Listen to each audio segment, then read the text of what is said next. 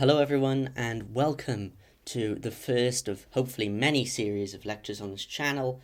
This series will be on skepticism, and the first lecture, this one, will be on Descartes' dream argument. What better place to start? We will then move on to Hume in the second lecture, Kant in the third, logical positivists on the fourth, and modern pragmatism in the fifth lecture. So, beginning, we ought to ask the question, what does Descartes actually want to do in the Meditations? What is the aim of his project of pure inquiry? Well, we don't need to look very far. In fact, in the very first few paragraphs of the Meditations, in Meditation 1, Descartes says this: I realized that it was necessary, once in the course of my life, to demolish everything completely and start right again from the foundations if I wanted to establish anything in the sciences that was stable and likely to last. Now, what does Descartes mean by this exactly? Well, clearly he doesn't mean sciences in the rather specific sense we know today. He means science as rather the entire tree of knowledge, of philosophical knowledge. Science, mathematics, and philosophy really are, at this point in early modern philosophy, really considered branches off the same tree. Descartes wants to establish a firm root for this tree of knowledge in which everything can be grounded. He wants to show that knowledge, scientific knowledge in particular, can be demonstrably certain. This extends to mathematical propositions, this extends to propositions in physics, propositions about the external world, and just in general natural philosophy. So what he's trying to do in the Meditations is, under the constraints of rationality, of course, try to create a certain web of beliefs. And that web of beliefs is supposed to comprise the sciences. He does not want them to be founded on sand. He wants them to be on a firm foundation. So, a general outline.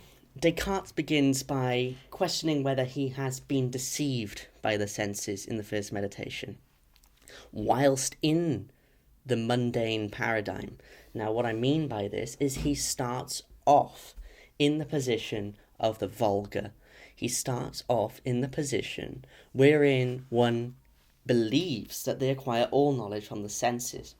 And he asks questions such as, have I been deceived about the size of objects? Have I been deceived by my senses in this respect? Then he moves into what we might call the dream argument, and that is essentially, in essence, I think, asking whether it is epistemically possible that he might be dreaming at a given time. The more general conclusion, as we will see, is reserved for later, and what I mean by that is the conclusion that he might be deceived all the time throughout his entire life is done by his deceiving demon argument. And this is the idea of massive sensory deception, and this really occurs in the second meditation with the introduction of the malignant demon.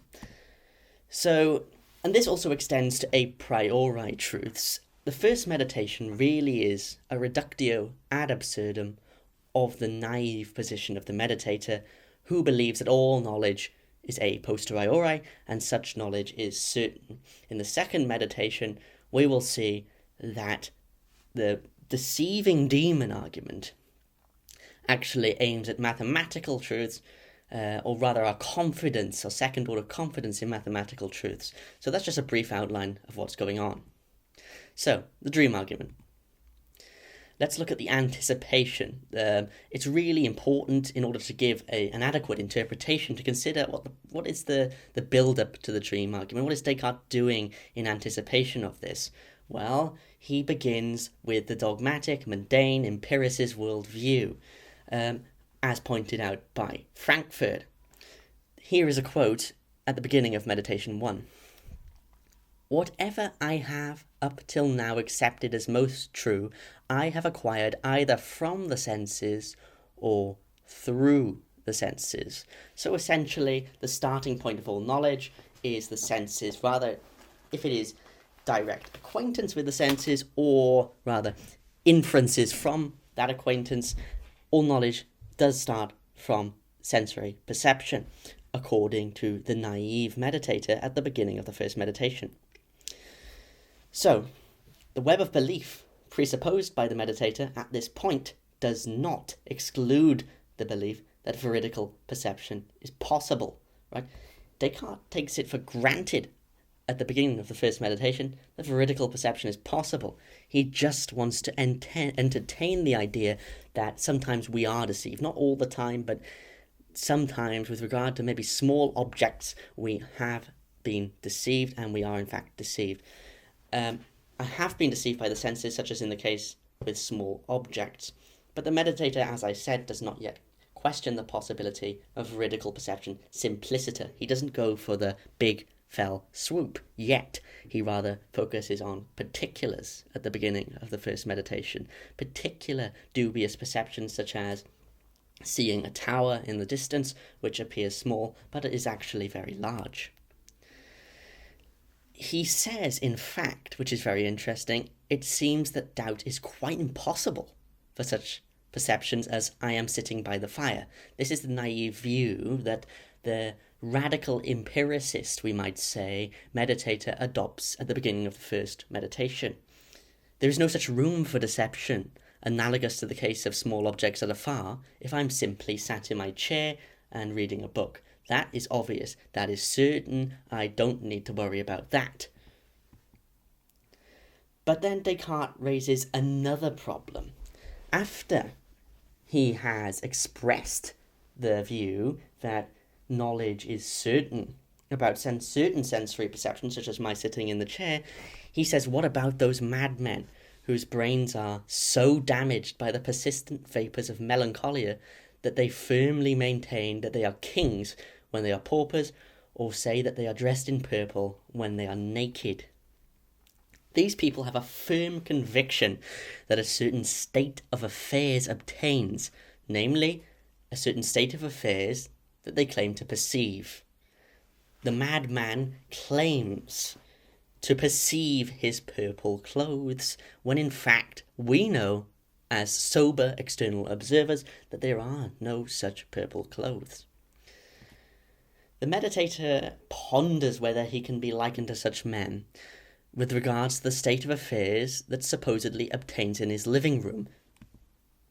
However, the meditator moves away from this consideration, for such men are, quote, insane, and, quote, I would be equally mad if I took anything from them as a model for myself.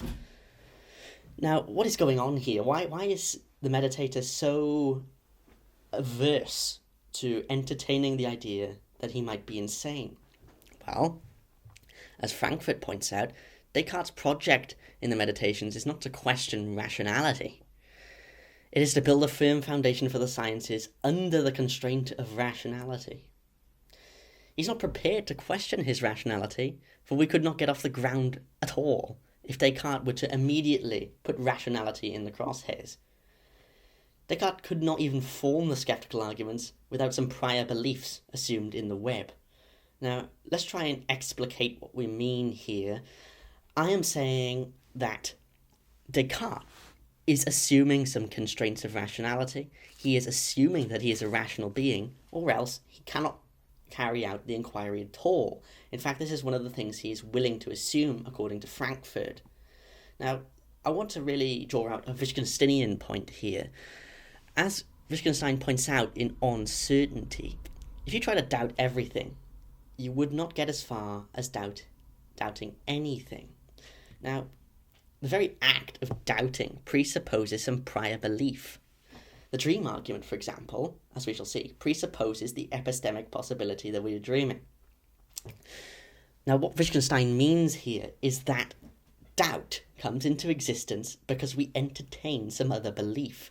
Some other belief serves as the foundation for doubt. Now, that seems quite obvious, right? If there were no other beliefs, then how could the doubt possibly arise? For example, the belief that something might not be possible, or rather the belief that I might not have veridical perception is the foundation for the doubt. So doubt always presupposes, according to Wittgenstein and many others, some prior beliefs. Skepticism is like a computer virus that emerges out of a web of beliefs. It is not something which confronts us externally. Now, to doubt my rational apparatus leaves me with no ability to doubt at all. What is more central than the constraints of rationality? Now, in our web of beliefs, the constraints of rationality and my own rationality sit right at the centre. And if I'm willing to question the most central beliefs, what beliefs could possibly serve as grounds for doubt? Hence, well, it seems that Descartes would not even be able to write the damn book. He needs some beliefs in order to anchor the doubts which are going to arise in the meditation. If he went straight for beliefs about rationality, rational constraints, then there would be no room for doubt at all. There would be no book. So he has to start somewhere. As we said, Descartes is not willing to take the doubt this far. And as we said again, he cannot. And as we shall see here, skepticism is analogous to a computer bug emerging from within the web of belief. Now, what I mean by this is we have various conflicting beliefs within the web of belief. And from a conjunction of beliefs, we might derive a contradiction. This is essentially what skepticism, to me, appears to be. So, for example, I have a belief that I know that the external world exists. However, I also have a belief that, well, it's possible that I might be in a dream right now. And these two beliefs, in conjunction with some third principle, derive a contradiction. So we ought to really clean up the computer bug which has arisen here.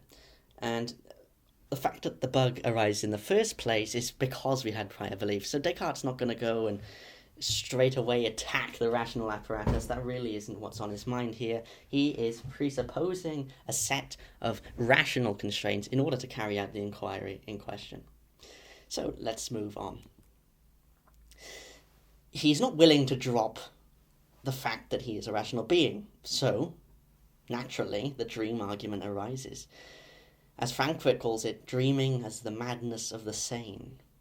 So can we frame the original worry that we don't have veridical perception in a way that does not require us to question our rational apparatus? Descartes says, yes, we as rational beings experience cases where all propositions we make about the external world are false. And what is this experience? Well, it's a dream. We believe that we're dealing with the external world in dreams, when in fact the experience is entirely solipsistic. In a dream, when I say there is a chair, that's false. When I believe with certainty that I see a bottle on the table in a dream, well, I believed wrongly. There was not a table in the first place. The entire thing was solipsistic. The experiences took place inside my mind. Yet, this does not involve me giving up my rationality. This does not involve giving up rational constraints like the madman example did. So, Descartes can happily, swiftly move us into dreaming as the madness of the sane. And this does not require giving up the constraint of rationality. So he can continue to doubt. He does not need to question the most central beliefs in the system, which are required to carry out the inquiry in the first place. He can do the exact same argument, but without questioning such constraints. He can frame it in terms of a dream, which does the exact same function, really, as the previous argument. So, Descartes entertains the fact that he has had dreams that resemble his present state of affairs. In such dreams, his certainty in such propositions about the external world was also of high degree. For example, he has had dreams in which he believed he was sitting in his chair with utmost certainty, just like he is now. Descartes' has implies that he could be dreaming right now. Now, to unpack what I mean by this, saying that he has had dreams in which he has been sat in his chair by the fire, equally well certain, implies that it's epistemically possible, insofar as he can know he might be dreaming right now, because he has had experiences strictly analogous to the ones he has had now, but they have taken place in a dream. And in dreams, all of those propositions he made about the external world were false. So then, how should we formulate the argument? Now, it's not easy to do this because, well, what premises is Descartes going to pull out of his hat if he's supposed to be if he's looking for indubitable knowledge and supposedly starting with nothing? Well, let's have a look. The first premise is, in my opinion, this is how we should frame the argument. It is epistemically possible that my present sensory impressions may be realized in a dream. And as I said, this follows from Descartes' has. He has had experiences strictly analogous to his present experience, but they took place in a dream. And it follows from this that it is epistemically possible, not metaphysically necessarily, doesn't need to go that far, but it's epistemically possible, which means insofar as he can know, or it is conceivable that, or it's consistent that my present sensory impressions may be realized in a dream. And in such a dream, such impressions don't correspond to or are not caused by any actual mind-independent state of affairs. Obviously, this is true. It's simply what a dream is stipulated to be. In this case, a dream is solipsistic. A dream takes place within my own mind by definition. It doesn't correspond to, or it's not caused by any actual mind-independent state of affairs. What I mean is, the perceptions themselves do not resemble anything in reality, which causes them. Since, therefore, the totality of my phenomenal impressions, let's call that set P, is jointly consistent with there not being any corresponding reality, any inference from P to such cannot be indubitably justified. Let's try and unpack this a little bit more. So we have an evidence base B, a premise P, and that set involves all of my phenomenal impressions, all of my visual experiences. And since all my visual experiences are jointly consistent with there being no external reality, there can be no inference, legitimate inference, from those sensory impressions to the external world.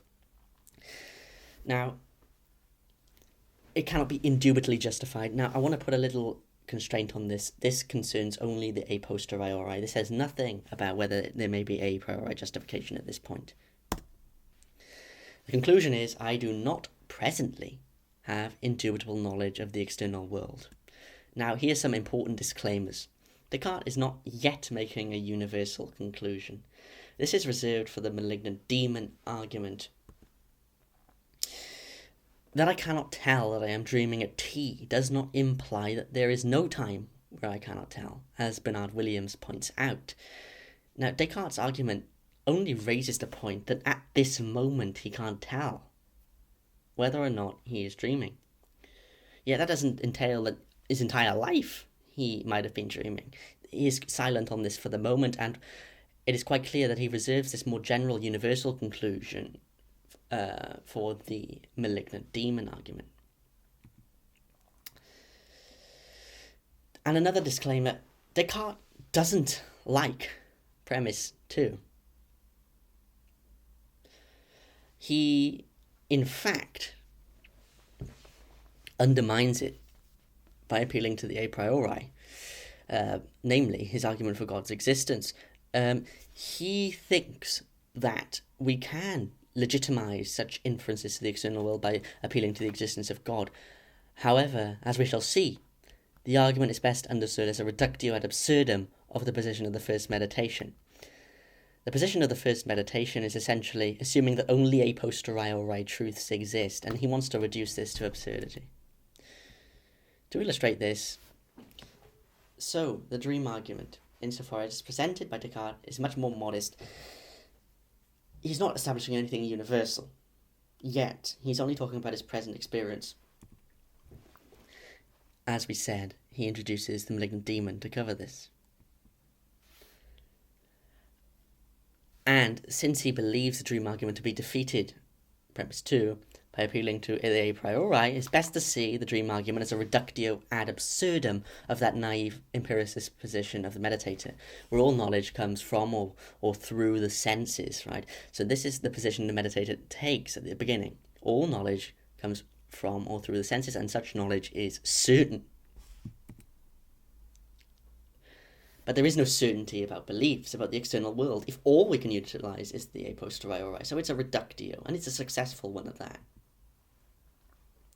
But does it succeed? Well, to undermine Descartes, we would have to show that the naive empiricist has the tools in their arsenal to deal with the skeptical worry. But do they have such tools? Well, they cannot intelligibly attack premise 1 or 2. They must reject the first premise. The second part of premise 1, they cannot intelligently reject. The second part of premise 1 was that dreams don't correspond to reality, and that's simply true by definition.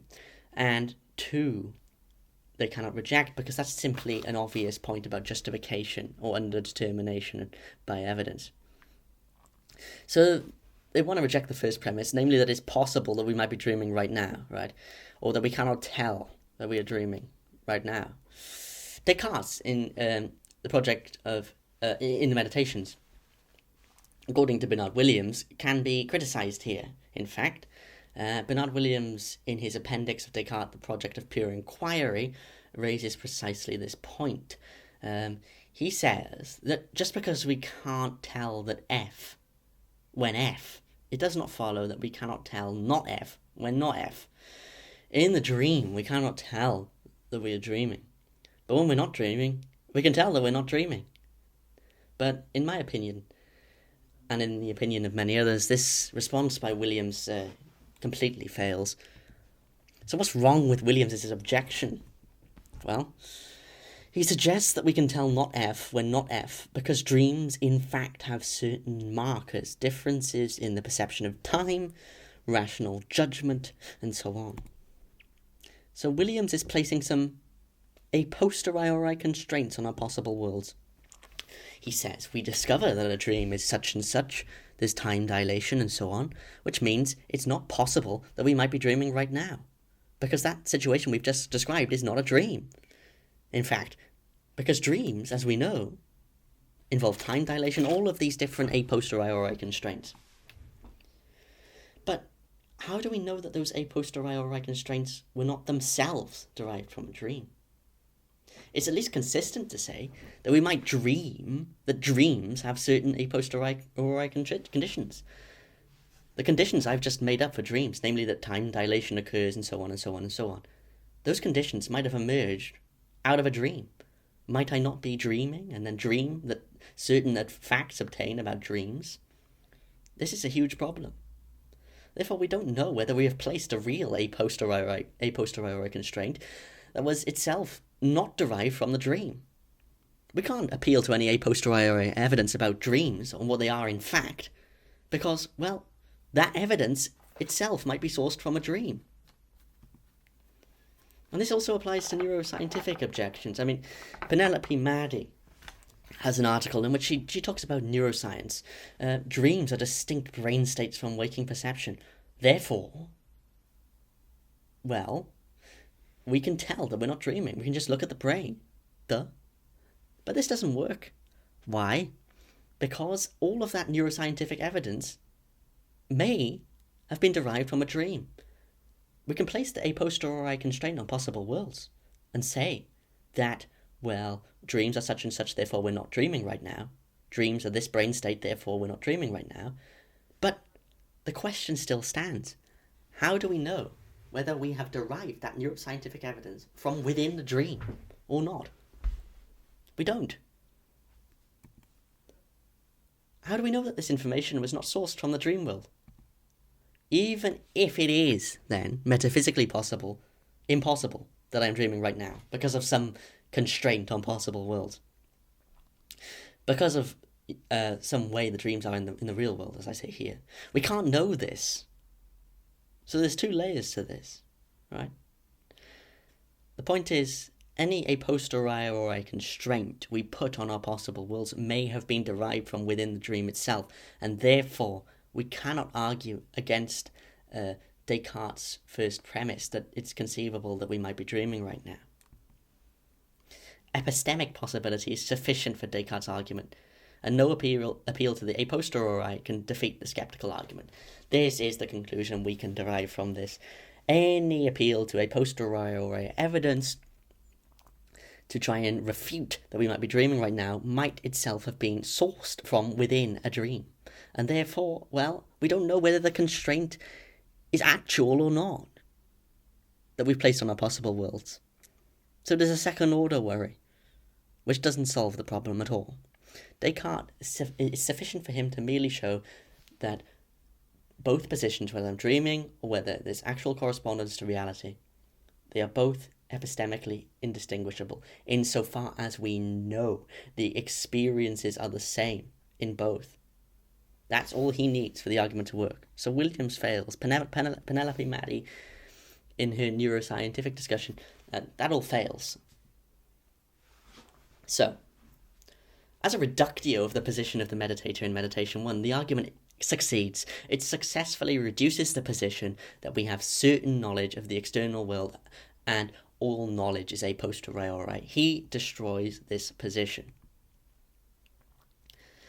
As we said, the meditator at the beginning of the meditation believes that all knowledge comes from the senses or through the senses, and that such knowledge is certain. But he's demonstrated that with purely a posteriori tools, we cannot acquire certain knowledge of the external world. So, but can we really acquire certain knowledge of the external world by appealing to a posteriori principles? Well, it seems not. But what about a priori principles? Now, this is a different ball game. Can the a priori save us and give us a certain knowledge of the external world? Well, Descartes appeals to an a priori refutation of the second premise. He says that, well, we do have non-arbitrary grounds for rejecting the dream situation, namely because God exists.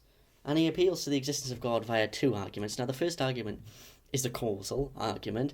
The second is the ontological argument. Now, I don't want to go into tremendous detail here, but it's safe to say that both arguments fail massively. Now, the causal argument for God's existence, I think it's found in Meditation 5 most succinctly, and it says that essentially we have an idea of God in our minds. And then he introduces what I like to call the principle of causal adequacy. Now, for any effect, he says, the cause must be or admit of a at least equal, in fact, he says greater degree of reality than the effect. So we have the idea of God in our minds, and that is caused by something. And since the principle of causal adequacy holds, namely that a cause must admit of as greater reality as its effect, or greater reality, and only God can be responsible for an idea of such great magnitude of reality, God must actually exist. Now, it doesn't work. As Hume points out, firstly, knowledge of cause and effect is not indubitable. All we observe is the constant conjunction between two events. We don't observe a necessary connection. And Descartes is not entitled to appeal to the law of cause and effect. He is not. He is looking for indubitable knowledge. So to invoke a necessary connection between cause and effect to show the existence of God cannot work. A necessary connection between cause and effect is not something demonstrable indubitably at all, as Hume points out. And Hobbes also has to point out that reality doesn't admit of degrees, right? What does it mean to say that a cause must have more reality than its effect? Now, something just exists or it does not. Something is real or it's not. It doesn't admit of more or less degrees of reality, and that's Hobbes' objection.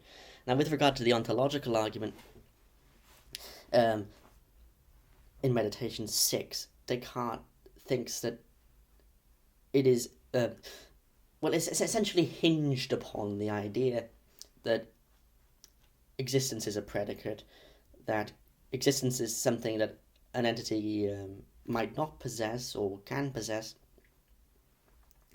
and it's in the essence of God to exist, essentially. And so God does exist, just like the essence of a triangle is to have three sides. However, Kant quite readily points out in the Critique of Pure Reason that existence is not to be treated as a predicate. It doesn't make sense to say that existence is something that something can or cannot have. Something either exists or it does not. And when it does not, it can't be predicated. That doesn't make any sense.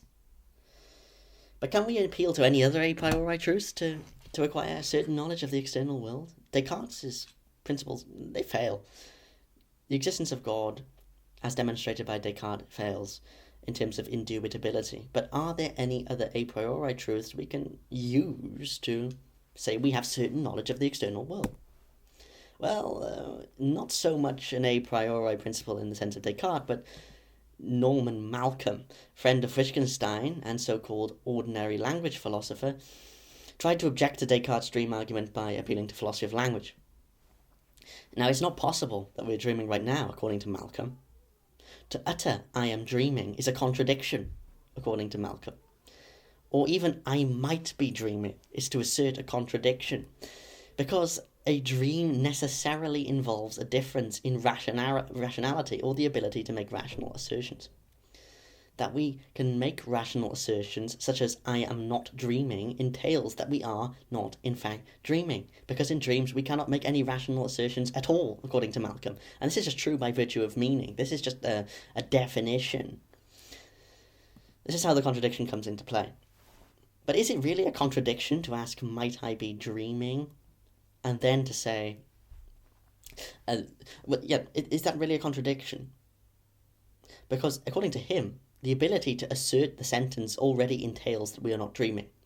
Because if we have such an ability, we're not dreaming. Because such an ability to make rational assertions doesn't exist within the dream. This is his fundamental point about meaning. But might there be a dream in which I am able to ask such rational questions? Now, Malcolm says no, but this feels like a red herring.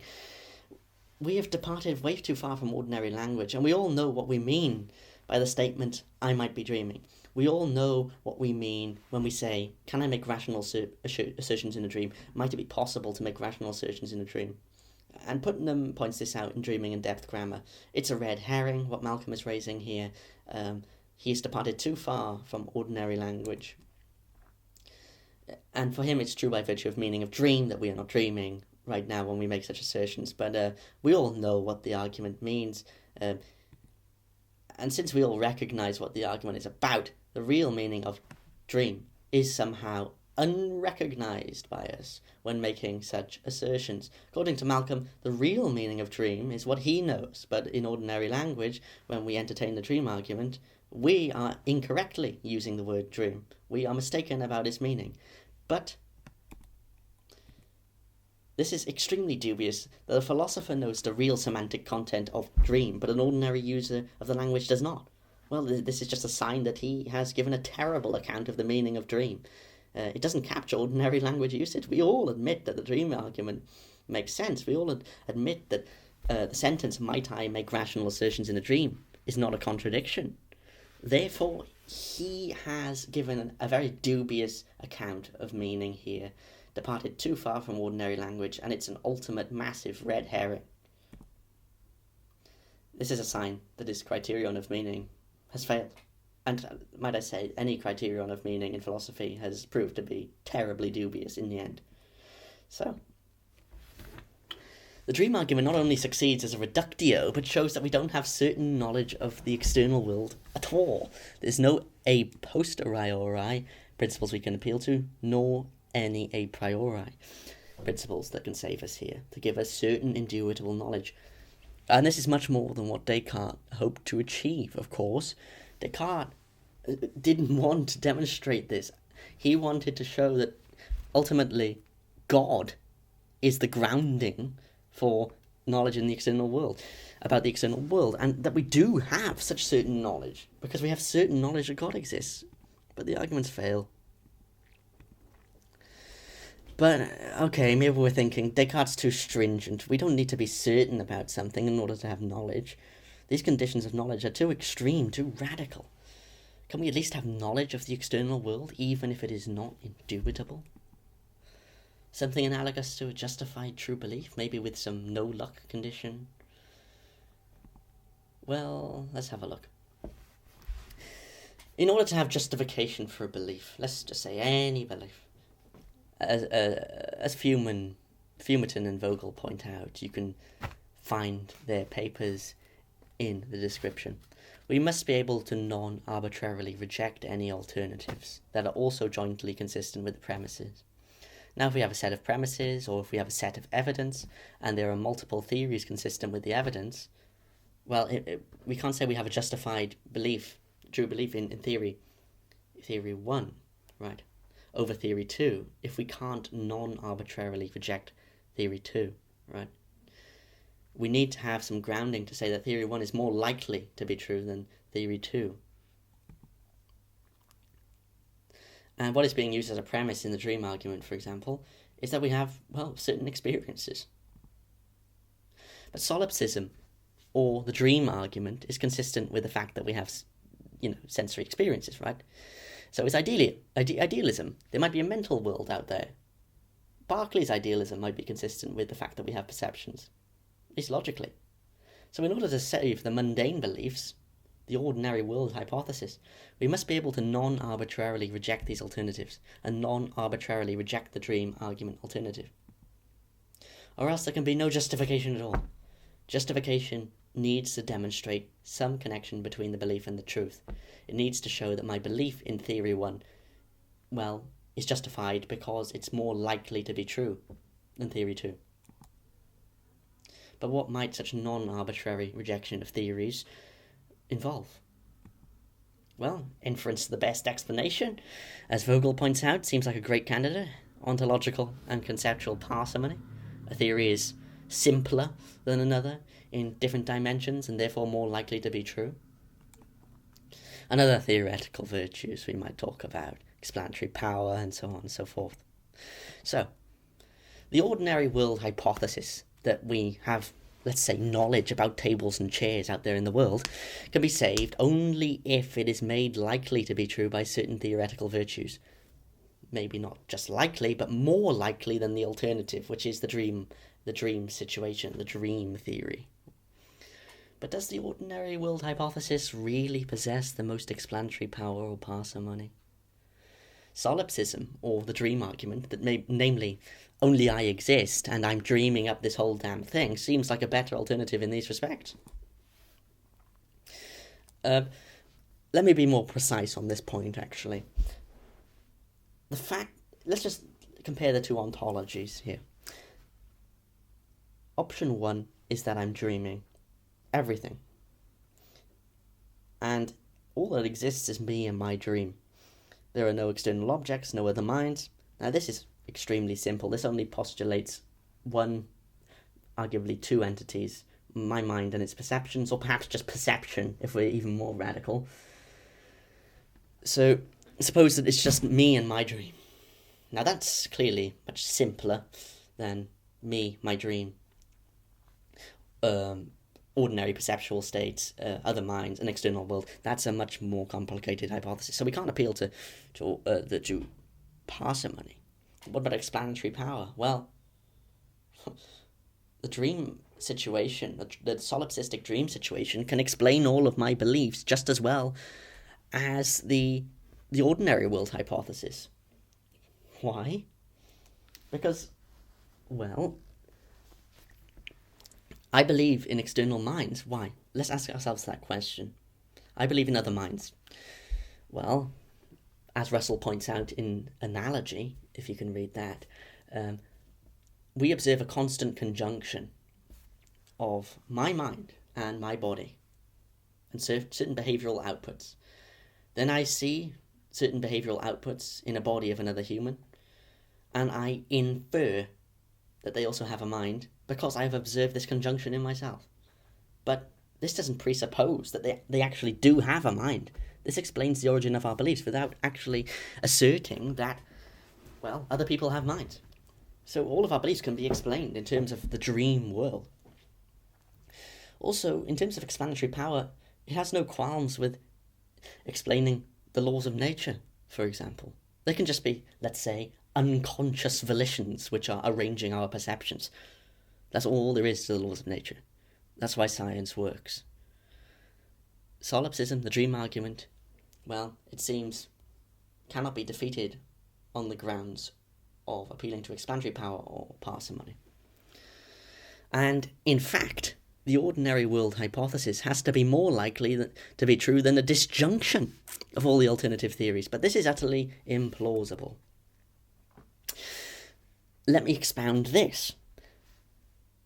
Now, in order for us to be able to non-arbitrarily reject the alternatives, we have to say that the ordinary world hypothesis of tables and chairs is more likely to be true than the disjunction of all other theories. So that is, let's say, relational quantum mechanics, or idealism, or Leibnizian idealism, or Berkeleyan idealism, or Kantian idealism, or, let's say, some Neoplatonic ontology. Now, the disjunction of all of these theories has to be less likely to be true than just one single disjunct, and that is the ordinary world hypothesis. But this is utterly implausible. And another worry is exotic skepticism, so-called exotic skepticism. Those values that we just use to make a so-called non-arbitrary rejection. Why are they considered truth apt? Why should they make our beliefs likely to correspond to reality? Why should the fact that a theory is simpler make it more likely to be true? What if the world just happens to be complex in every specifiable way?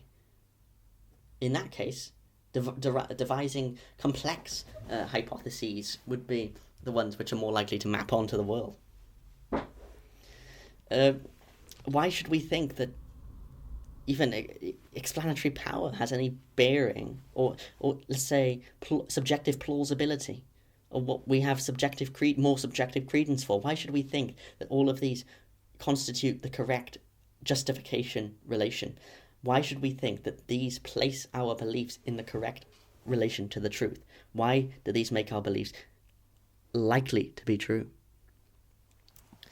Well, it appears that there can be no internal justification for belief in the external world. We can't give any justification of these values. We can't explain why we think they're truth apt. So internal justification seems doomed. The dream argument stands, since it names an alternative which cannot be eliminated non-arbitrarily, even by appealing to values. So it appears that internal justification for belief in the external world cannot be given.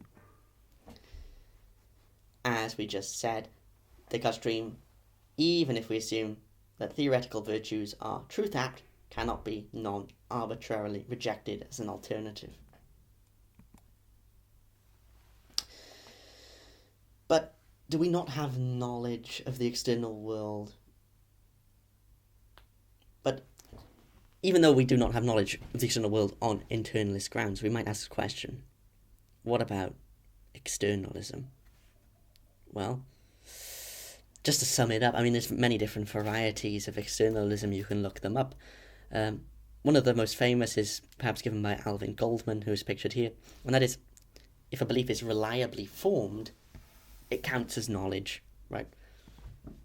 So we might have knowledge without knowing we have knowledge. So I might have, let's say my senses are reliable, and I see a chair. That proposition is produced because my senses are reliable. It's a reliably formed belief. Then I have knowledge, even though I cannot demonstrate that my senses are in fact reliable. So we have knowledge. Without knowing, we have knowledge. We can't give any internal justification for our knowledge, but we might have knowledge, according to Goldman, if we allow that a reliably formed belief counts as knowledge. But the skeptical worries don't go away. They're only pushed into the second order in reliabilism and other forms of externalism. And what I mean by this is, well, it might so turn out that we have a whole bunch of knowledge if our beliefs are reliably formed by our senses, but still, we can't show this, we can't demonstrate this. This is completely epistemically inaccessible to us. We might be in that world in which our sensory apparatus are reliable, but we cannot demonstrate that we're in that world. We can't know that we'd have knowledge. So although it does seem to be saying something substantive, the skeptical worries are just shoehorned into the second order, and one could argue that, well, this doesn't really put us in any better a position. So that's it for the first lecture, and thank you for watching. The second lecture will be on Hume's skepticism it will be on personal identity, causation,